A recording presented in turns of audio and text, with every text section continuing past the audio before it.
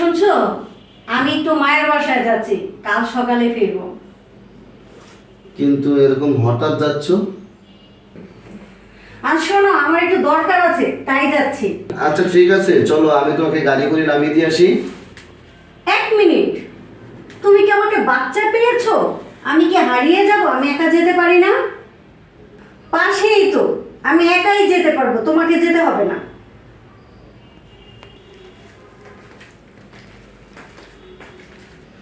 আরে আমার কথাটা তো শোনো আখি। শোনো, কোথাও বেরোচ্ছ নাকি তুমি? হ্যাঁ, মার কাছে যাচ্ছি, কাল চলে আসবো। যদি আজকে আবার যাবে তাহলে তুমি মায়ের বাসা থেকে যেতে পারতে। তো একদিনের জন্য বাসায় আসার কি দরকার ছিল? এরকম বারবার আসা যাওয়া দেখতে একটা কেমন লাগে না? তো এবার তুমি আমাকে বলে দিবে আমি আমার মায়ের বাসায় গিয়ে কতদিন থাকবো? আমি তো তোমাকে শুধু এটাই বলতেছি যে তুমি আজকে যদি যাবে তাহলে কালকে আসার কি দরকার ছিল? দেখো, আমি না তোমার সাথে কোনো তর্ক করতে চাচ্ছি না। আমাকে 10,000 টাকা দাও, লাগবে, পাঠিয়ে দাও আমার অ্যাকাউন্টে, দরকার আছে। কই, আমি তো তোমার সাথে তর্ক করতেছি না, আমি তোমাকে বোঝাচ্ছি। কই, তুমি শুনতে পাচ্ছ না তো? আমি তোমার কাছে 10,000 টাকা চাইলাম, তো তো দাও না পাঠিয়ে। আচ্ছা ঠিক আছে, পেয়েছি, যাচ্ছি আমি।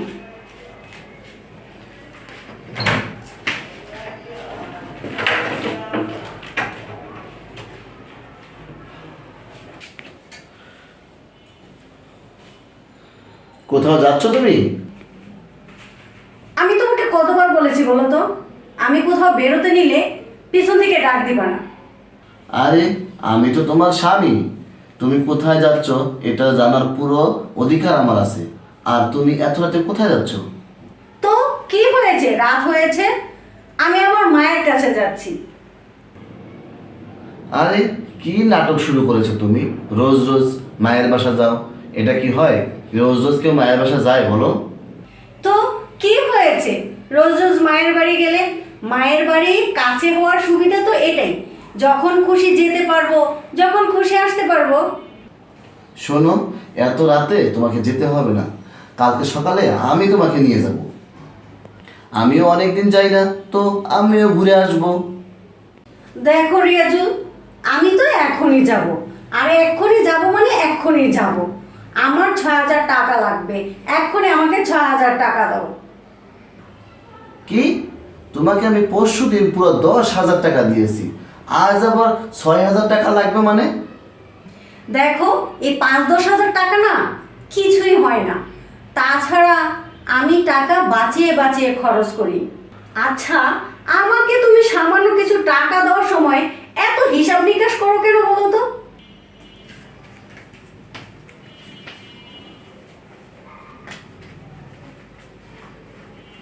এই, তুমি আমার মানিব্যাগ থেকে টাকা নিচ্ছ কেন?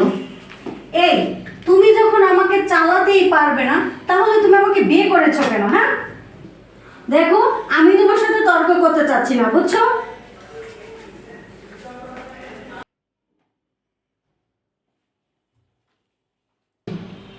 আরে রিয়াজু, কি ব্যাপার, তুমি এখনো অফিসে যাওনি?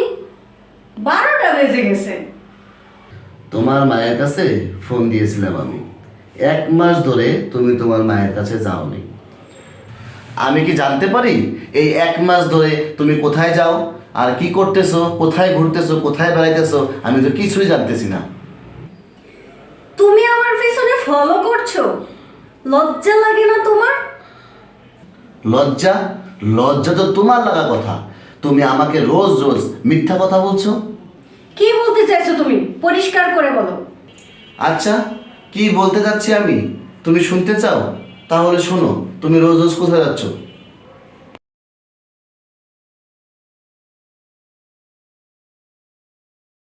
আখি, কি দোষ ছিল আমার বলতে পারো? আমার পিছনে কেন তুমি এসব করলে? যাই হোক, ভালোই হলো তুমি সব সত্য জেনে গেছো। এমনিতেও আমি তোমার সাথে থাকতে চাই না, তুমি কখনো আমাকে সারপ্রাইজ দাওনি, আমার কোনো ডিমান্ডও পূরণ করোনি। তুমি তো আমাকে কোনো সময়ই দাও না, আর তুমি আমার করো যে আমি তোমার সাথে থাকবো? আমি আমি এত কাজ কার জন্য করি? তোমার জন্য, আমার জন্য, আমাদের ভবিষ্যতের জন্য। আর অফিস শেষ করে এসে যেটুকুই সময় পেতাম আমি তো সেই সময়টুকু তোমার সাথেই কাটাইতাম। আর তোমার না আমার জন্য কিছুই করতে হবে না। আর একটা কথা তোমাকে পরিষ্কার করে বলে দিই, ওর নাম না জসিম, আর ওকে আমি অনেক ভালোবাসি। আমরা খুব তাড়াতাড়ি বিয়ে করব। আচ্ছা আকি, আমাদের 4টা বছর হয়ে গেছে আমাদের বিয়ে হয়েছে, আর এই 4 বছরে তুমি আমার ভালোবাসাটা বুঝলে না?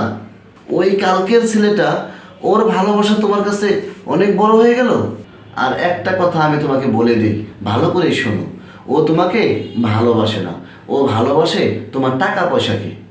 আর যেদিন তুমি ওর পিছনে টাকা উড়ানো বন্ধ করে দেবে, আর যেদিনই দেখবা ও তোমাকে ভালোবাসবে না, ও তোমাকে ছুঁড়ে ফেলে দিবে। আমিও না, আমি এমনিও না তোমার সাথে থাকতে চাই না। আর ভালোই হলো তুমি সব জেনে গেছো। আমি এমনিতেও তোমাকে ছেড়ে দিতাম। আমি যাচ্ছি আমার বয়ফ্রেন্ডের সাথে নতুন জীবন শুরু করতে। তাহলে আমিও এমন মেশে থাকতে পারবো না। আরে, যার জন্য আমি এত কিছু করলাম আর যার জন্য আমি এত স্যাক্রিফাইস করছি, তোমার জন্য এটাই ভালো হবে তুমি আমার ঘর থেকে বেরিয়ে যাও। হ্যাঁ হ্যাঁ, ঠিক আছে, আমিও না তোমার মুখ দেখতে চাই না। আর রইলো বাকি ডিভোর্সের বিষয়টা, ওটা আমি সময় মতো পাঠিয়ে দেব। ঠিক আছে, আমি চললাম।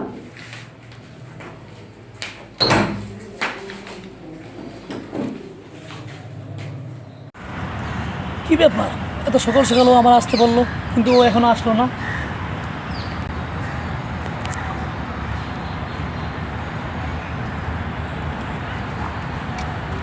তুমি চলে আসছো? হ্যাঁ, কী হলো তোমার? এত সকাল সকাল আমার ফোন দিলা, কি সমস্যা কি তোমার? আচ্ছা, রাগ হো না, চলো আমরা বসে কথা বলি। চলো বসো। শোনো, আমার তোমার সাথে একটু দরকারি কথা আছে, সেজন্যই তোমাকে সকাল সকাল ডেকেছি। অ্যাকচুয়ালি জানো হয়েছে কি, আমার হাজবেন্ড না আমাদের ব্যাপারে, তোমার আর আমার ব্যাপারে জেনে গেছে, বুঝছো? শোনো, আমি আমার স্বামীকে ছেড়ে চলে আসছি, আর আমরা তো খুব তাড়াতাড়ি বিয়ে করছি, তাই না? কি, তুই তোর স্বামীকে ছেড়ে চলে আসছিস? আমি আমার নিজের খরচের টাকা চালাতে পারি না, আবার তোর খরচের টাকা আমি কীভাবে চালাম? কি বলছো তুমি? তুমি তো আমার সাথে কখনো এইভাবে কথা বলোনি, আর তুমি তো আমাকে ভালোবাসতে।